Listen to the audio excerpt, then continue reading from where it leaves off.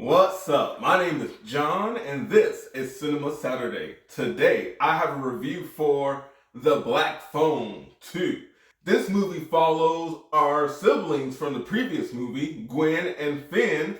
Finn was the one who was kidnapped by the grabber, and Gwen saved him with her psychic slash clairvoyant abilities. So we are continuing their story. They're drawn to this Christian camp that their mother used to work at. They started getting calls. It seems like they need to help kids that were the previous grabbers' victims. And of course, hijinks ensue. Let me start off by saying that I am a big fan of the first movie. I really enjoyed Black Phone. It was very good. It had surprisingly good jump scares, a very creepy vibe, and an overall emotional story that carried the movie, that was in the movie throughout, and I really enjoyed that. So I was very excited for the Black Phone 2. And I must say, the sequel did not disappoint. I really enjoyed it. I thought it had everything the first movie had. It had spooky vibes. It had some good jump scares. The visuals in this movie were particularly better because we're in this snowy campground, so the background is just beautiful. Also with visuals, it comes like the gore, and the gore in this movie was pretty good. I will say there aren't any like real kills shown in the movie outside of like maybe the previous the kids that the grabber did before.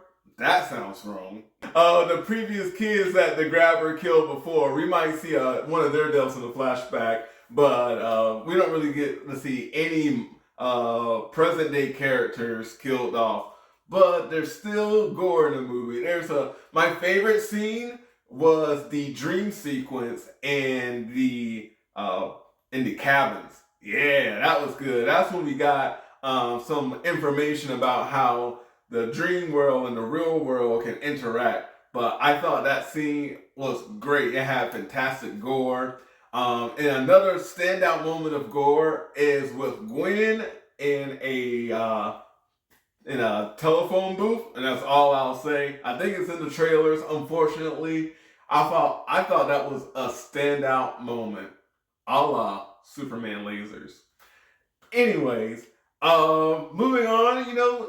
All the actors did pretty good. Mason Thames, or Mason Thames, the last time I saw him was in How to Train Your Dragon, where I thought he did really good. Did not connect to my brain until just recently that was the kid from Black Phone, and yeah, he's grown up. And in fact, I think he was also in Regretting You that just come out recently. So he's not a little boy anymore. He's grown up to be a man. He was good. Gwen was good as well. Her actress, she was enjoyable. I thought she was really good. I will agree with other reviewers that maybe some of her dialogue comes off a little weird. I do think it's maybe because she's maybe slightly more self-aware as an actress, and so saying these things is a little bit more challenging when you get older, because now you're thinking of more things instead of just, giving the verb of the line of the performance. I know, it's jargon. I can see how some of her lines don't come off as smooth. However, I really like the term mint. We should bring mint back. Like, I've been using it in my real life. Something cool happens, I was like, oh, dude, that's mint. I don't know, it just sounds cool.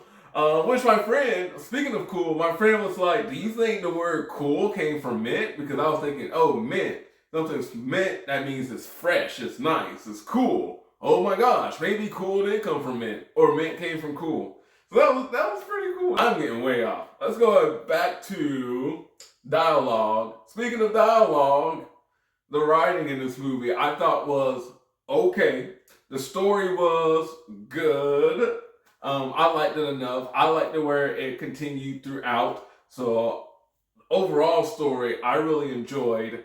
But there were times when we were plot dumping. We were giving exposition about things, And that, to me, was like the only part that was just it did not flow well at all. It definitely seemed expository. But other than that, I really enjoyed this movie. I had a good time with the Black Phone 2. I think you should go see it in theaters if you still can. It's definitely worth checking down the line. The Black Phone 2 is very good. So I'm going to give Black Phone 2 a good old 8 on the scale. I might be a little biased, but I thought it was pretty good. You know, I could get a modest 7.5, but I think I'm going to stick with the 8. I really enjoyed what was happening. I like the world building. And I am very excited to see what happens in the Black Phone 3. So, sign me up. Color me there. And that's all I got to say for the Black Phone 2. My name is John. Thank you for watching Cinema Saturday. And as always, have a good one.